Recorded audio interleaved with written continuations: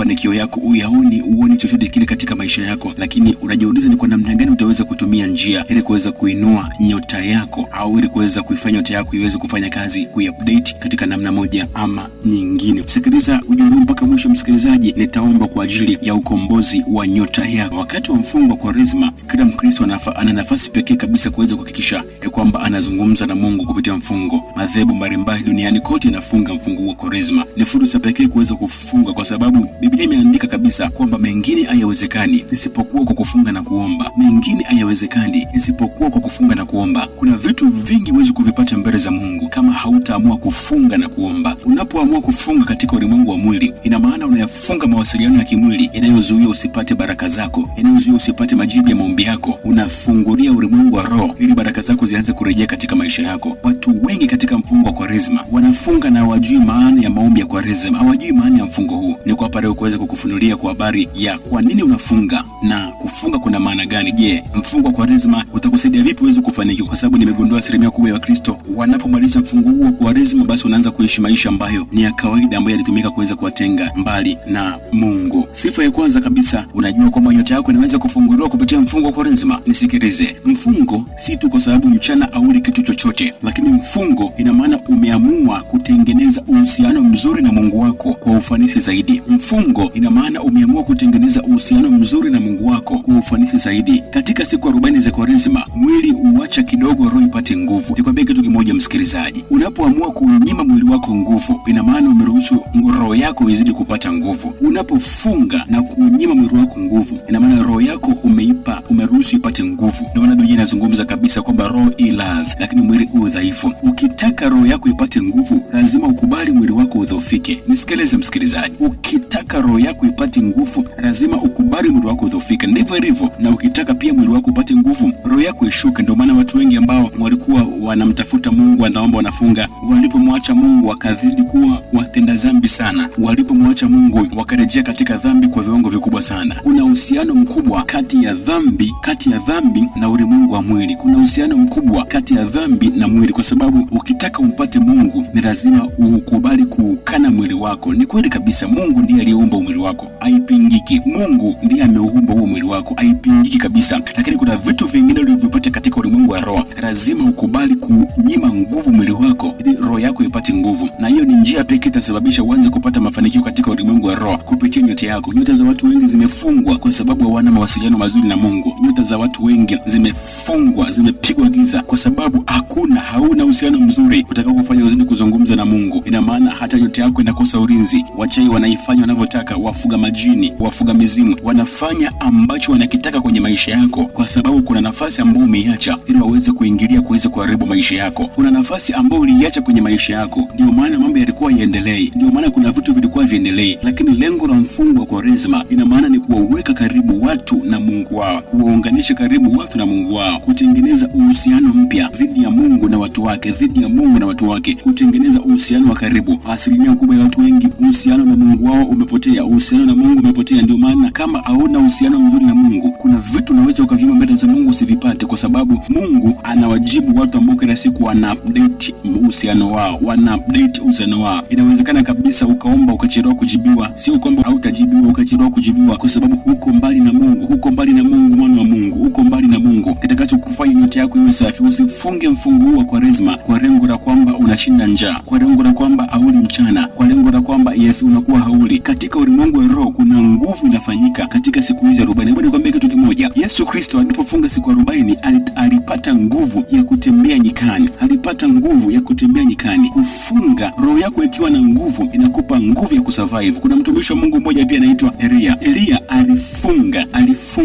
Utaweza kushuhudia namna gani mtumishi wa Mungu Elia alipata nguvu ya kutembea kwa muda fulani kwa chakula ambacho alikula mara moja. Maana yake roho yako ikiwa na nguvu, mwili wako lazima ukubali kuifuatisha sheria ya roho yako. Lakini mwili wako ukiwa na nguvu kuliko roho, ulimwengu wako wa roho utavamiwa na ulimwengu wako wa mwili pia utaharibiwa moja kwa moja. Kwa sababu nakwambia kila siku msikilizaji kwamba ulimwengu wa roho una nguvu kuliko ulimwengu wa mwili. Ukikubali shetani aharibu ulimwengu wako wa roho, ina maana umekubali maisha yako yote yaharibike. Lakini ulimwengu wa mwili ukiharibika, unaweza ukayatengeneza tu katika hali ya kawaida. Sasa asilimia kubwa ya watu wengi ambao tunaingia katika mfungo huu, tunaingia kama hali ya kawaida, ni sheria tu, kwa sababu liturujia zimeandika, kwa sababu vitabu vimeandika kwamba inapofika muda fulani kabla ya sherehe za Pasaka lazima tufunge mfungo ambao unaitwa Kwaresma. Inakuwa ni kama sheria tu, unafunga bila kumaanisha, au mchana ndio unafanya tu bila kumaanisha. Kumbe katika ulimwengu wa roho unapitwa na gari la mshahara, unapitwa na gari la mshahara. Watu wengi wenye ufahamu mkubwa katika eneo hili wanazipata baraka za Mungu katika wakati wa mfungo wa Kwaresma. Watu wengi wenye maarifa ya kimungu wanazipata baraka za Mungu katika wakati wa mfungo wa Kwaresma. Inawezekana kabisa ndio unaomba ujibiwe, mambo hayaeleweki, vitu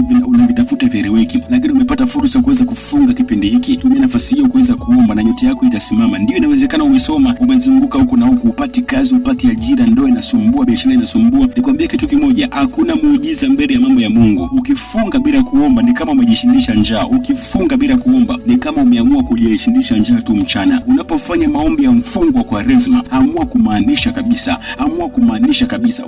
Usiishie tu katika kushinda njaa. Amua kuinvest au kuwekeza roho yako mbele za Mungu. Ifanye roho yako kuwa dhabihu, kuwa sadaka mbele za Bwana, kwamba unaamua kumkabidhi Mungu na unaamua kutengeneza mahusiano mapya kati ya wewe na Mungu. Katika matokeo kama haya au katika hatua hii, Mungu atatengeneza uhusiano wako mzuri dhidi yake na wewe. Mungu atakaa karibu na maisha yako. Mungu atakaa karibu na nafsi yako. Mungu hatakuacha uangamie kwa sababu umekubali kufunga, kutesa mwili wako katika siku 40. Mtu yoyote, hata Biblia imezungumza kabisa, mtu yoyote atakayekubali kumfuata Yesu lazima akubali kubeba msalaba wake. Msalaba wako ndio hivyo, lazima ukubali mwili wako uteseke. Lazima ukubali mwili wako uteseke, upate njaa. Ukipata njaa, hata utakapokuwa katika maombi, mwana wa Mungu, hautakuwa ukiomba katika ulimwengu wa mwili. Roho yako ndio itakuwa ikiongea, ikinena na Mungu mwenyewe. Mwili wako muda huu utakuwa una nguvu ya kuconfuse uombe kinyume na mpango wa Mungu. Hivyo kuna vitu vingi utavipata katika ulimwengu wa roho. Nyota yako itafunguliwa, maisha yako yatafunguliwa, hatima yako itafunguliwa kama ukiomba maombi ya Kwaresma ukimaanisha, kama ukiomba maombi, ukifunga na kuomba maombi ya Kwaresma katika hali ya kumaanisha. Wakati wa mfungo huu wa Kwaresma, nyota yako inaweza kuinuka kwa nguvu kiroho ikiwa utafuata masharti ya kiroho. Wakati wa mfungo wa Kwaresma, nyota yako inaweza kuinuka vizuri tu katika ulimwengu wa roho ikiwa utafuatisha sheria za mfungo, ikiwa utatubu, utaomba toba, utafanya maombi, utafunga na utatoa sadaka yako pia. Katika ulimwengu wa roho, nyota yako itakuwa dhahiri, nyota yako itang'aa. Na hapa msikilizaji, nimekuandalia dalili kadhaa tu za kuthibitisha kwamba nyota yako inaweza kuinuka katika mfungo wa Kwaresma. Dalili kadhaa za kuthibitisha kwamba nyota yako inaweza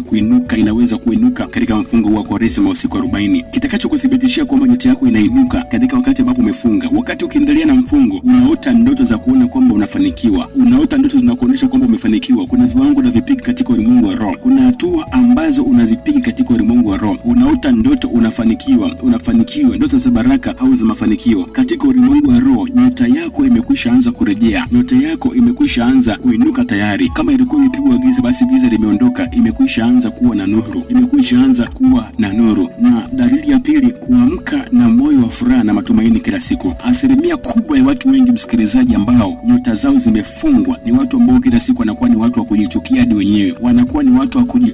wenyewe. Nafikiria tu mpaka ujipende, hata katika kuvaa, katika kuoga, hata kusafisha mwili wako ujipende, kwa sababu katika ulimwengu wa roho ambacho kingekupa nafsi ya kujifanyia yote yao kimekwisha ondoka. Umebakia kama udongo tu, kwa sababu nyota ilikuwa ndio hatima ya maisha yako. Nyota ilikuwa ndio nafsi, au ilikuwa ndio wewe mwenyewe. Sasa nyota ikishaondoka, ikishaibiwa na wachawi au ikishapigwa giza, kunakuwa hakuna kitu chochote kile ambacho utakifanya mbele za Mungu kitaonekana kwamba ni cha thamani mbele za Mungu. Lakini ukienda katika mfungo wa Kwaresma, ukiwa unafunga pia unaomba, unaona kwamba unakuwa na furaha kila siku, unaamka na furaha. Inamaanisha katika ulimwengu wa roho kuna viwango umevipiga katika ulimwengu wa roho. Inamaanisha katika ulimwengu wa roho kuna hatua umeipiga, kuna mafanikio ambayo unayaendea. Hivyo haipashi kuchoka kabisa. Usiishie njiani, usichoke. Endelea kumtafuta Mungu, endelea kupiga magoti. Kuna hatua ambazo unazifikia katika ulimwengu wa roho bila kukata tamaa. Endelea kupiga magoti, endelea kumtafuta Mungu, omba toba. Mwezi wa Kwaresma utumie vizuri kabisa kuweza kuomba toba. Tumia kuweza kuomba toba. Toa sadaka vizuri, saidia watu wasiojiweza. Lakini pia omba sana. Katika hatua hizi zitakufanya kabisa kuweza kuirejesha nyota yako iliyoibiwa. Katika hatua hizi zitakufanya kuweza kuirejesha au kuirudisha nyota yako ambayo imeibiwa katika ulimwengu wa roho. Lakini pia dalili ya tatu ni mabadiliko ya ajabu katika maisha, kazi, familia na marafiki wanashuhudia mabadiliko. Yaani kuna vitu ambavyo unaanza kuvipata katika kipindi ambacho upo katika mfungo wa Kwaresma. Unaanza kupiga hatua fulani, kama biashara ilikuwa haiendelei, faida kidogo, lakini unaanza kuzipiga hatua katika biashara. Kama wewe ni mwanafunzi unaanza kufaulu darasani. Kuna hatua ambazo unazipiga katika ulimwengu wa mwili ambazo zinawashangaza hadi watu wako wa karibu. Hii ni ishara tosha kabisa kwamba nyota yako imekwisha anza kuinuka katika ulimwengu wa roho. Hii ni ishara kwamba nyota yako imekwisha anza kuinuka kabisa, msikilizaji, katika ulimwengu wa roho. Usipuuze kabisa unapokuwa katika wakati wa mfungo wa Kwaresma. Omba kwa ajili ya nyota yako, omba kwa ajili ya maisha yako, omba kwa ajili ya hatima yako, mafanikio yako, omba kabisa. Msikilizaji, endelea kusikiliza somo hili kwa sababu mwisho wa somo hili nitaomba kwa ajili ya nyota yako. Usiishie njiani katika somo hili, msikilizaji, kwa sababu unapoendelea kusikiliza somo hili, mwisho wa somo hili nitaomba kwa ajili ya kuweza kuifanya nyota yako iweze kuinuka. Nitaomba kwa ajili ya kuweza kuifanya nyota yako iweze kuinuka. Lakini pia kama hujasubscribe hapa Siri za Kiroho, msikilizaji, tafadhali subscribe, lakini pia comment, like na share video hii kwa watu wengi zaidi ili waweze kujifunza kwa habari ya nyota, uhusiano uliopo kati ya mfungo wa Kwaresma lakini pia na nyota ya mtu husika. Comment hapo chini, niambie unaitwa nani, unasikiliza ujumbe huu ukiwa nchi gani au ukiwa mkoa gani, lakini pia umejifunza kitu gani, niambie. Je, ni kweli kabisa kuna uhusiano mkubwa kati ya mfungo wa Kwaresma na nyota yako? Niambie katika comment. Sikiliza ujumbe huu mpaka mwisho, msikilizaji. Nitaomba kwa ajili ya ukombozi wa nyota yako. Na hapa tujifunze namna gani ambapo mfungo wa Kwaresma utakusaidia kuweza kuinua nyota yako. Namna gani ambapo mfungo wa Kwaresma utakusaidia kabisa kuweza kuinua nyota yako. Mfungo wa Kwaresma utakusaidia kuweza kuinua nyota yako kupitia kutubu dhambi zilizopita. Yes, kupitia kutubu uovu wako yote ambao ulimtendea Mungu yaliyopita. Tumia nafasi hiyo kuweza kutubu mbele za Bwana. Tubu uovu wako, tubu dhambi zako, omba msamaha mbele za Mungu kwa dhati kabisa, na dhambi ambazo ulizifanya zamani itakuwa ni hatua ya kwanza kabisa kuweza kuziacha na kuimarisha nyota yako, kwamba kuna hatua au kuna viwango unaviendea katika ulimwengu wa roho ambavyo unatarajia kabisa viweze kuwa dhahiri kabisa, msikilizaji, katika ulimwengu wa mwili. Lakini pia kitu kingine kitakachokusaidia kuweza kushinda au kuweza kuikomboa nyota yako katika mfungo wa Kwaresma, jitahidi katika kipindi hiki usilale bila kuomba. Kuwa ni mtu mwenye tabia ya kuomba, hata maombi ya usiku. Kuwa ni mtu mwenye tabia ya kuomba maombi ya usiku. Yatakusaidia katika mfungo wa Kwaresma kuweza kuikomboa nyota yako popote pale ambako imefungwa. Yatakusaidia. Toa muda mzuri kabisa kuweza kuzungumza na Mungu kila siku, msikilizaji, hasa katika wakati wa usiku. Lakini pia kitu kingine, saidia watu wasiojiweza au toa sadaka kwa watu wenye mahitaji katika mfungo huu wa Kwaresma. Utakuwa unatengeneza namna moja ama nyingine kuweza kuugusa moyo wa Mungu.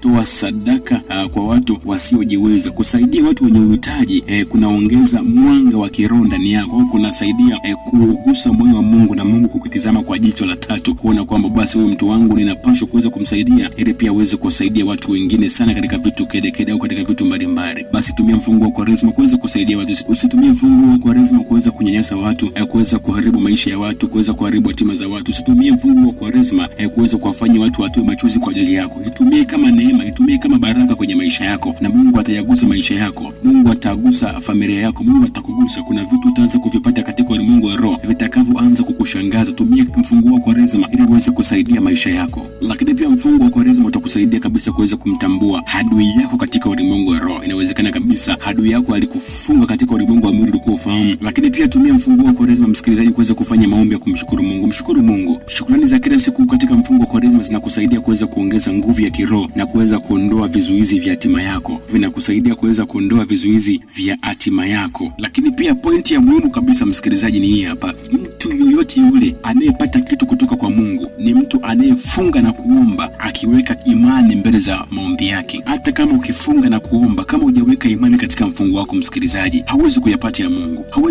Mungu. Utakuwa ni mtu ambaye unafunga na kuomba kila siku, lakini miujiza ya Mungu inakupita. Unakuwa mbali na baraka za Mungu, unakuwa mbali na neema ya Mungu. Vitu vya Mungu vizuri vinakupita. Unakuwa ni mtu tu ambaye unamiliki vitu vibaya kwenye maisha yako, vizuri vyote vinakaa mbali na wewe. Tumia utumie fursa hiyo pia kuweza kuwa na imani. Wekeza imani yako ili uweze kuyapata mambo ya Mungu. Kuwa na imani katika kila hatua na Mungu atakusaidia. Watu wengi ambao waliotumia mfungo wa Kwaresma kwa bidii waliona nyota zao zilikuwa zimeinuka tena, waliona nyota zao zilikuwa zimeanza kukua na kuanza kufanikiwa. Mfungo si mzito, bali mfungo ni silaha ya kiroho ya kuimarisha maisha yako. Mfungo si mzito, ila mfungo ni silaha ya kiroho ya kuimarisha maisha yako. Kama unaona unafunga lakini pia unaomba unachelewa kujibiwa, unaomba unafunga lakini pia unachelewa kujibiwa, usikate tamaa au usichoke.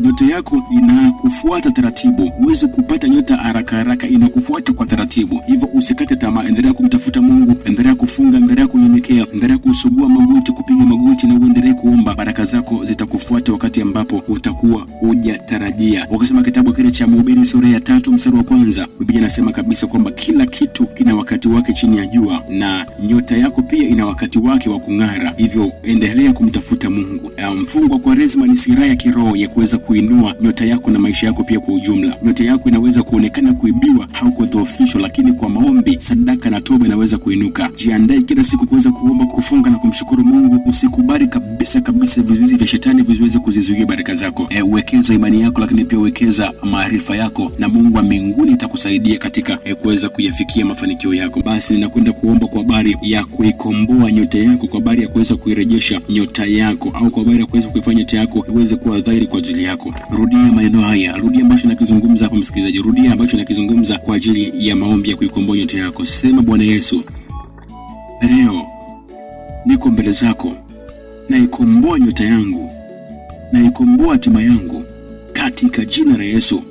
Popote pale ambapo hatima yangu imefungiwa, hatima yangu imetekwa katika ulimwengu wa roho, kimekuwa ni kifungo cha kuyafunga maisha yangu, kimekuwa ni kifungo cha kuyaangamiza maisha yangu.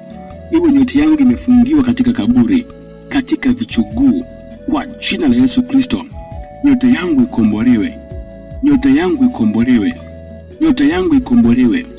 Ikiwa nyota yangu imepigwa giza kwa namna yoyote ile, kwa ila za kichawi, inaondoa giza la kipepo katika nyota yangu kwa jina la Yesu Kristo. Amen. Msikilizaji, hii ni madhabahu ya siri za kiroho. Mimi naitwa Pastor Jonathan Alex. Popote pale ulipo msikilizaji, unanisikiliza kutokea mikoa mbalimbali, basi nakuomba tafadhali msikilizaji, atumie nafasi hii kuweza kugusa alama ya subscribe hapo chini, ili uweze kuwa mwanafamilia wa madhabahu ya siri za kiroho, kuweza kufahamu siri mbalimbali kama hizi zitakazo kusaidia kuweza kufikia mafanikio yako. Lakini pia like na comment hapo chini, niambie umejifunza kitu gani kwa habari ya siri ya mfungo wa Kwaresma kuhusiana kabisa na ukombozi wa nyota yako katika mfungo huu wa siku 40. Mungu akubariki sana. Naitwa Pastor Jonathan Alex. Wakati mwema, kwa heri, shalom.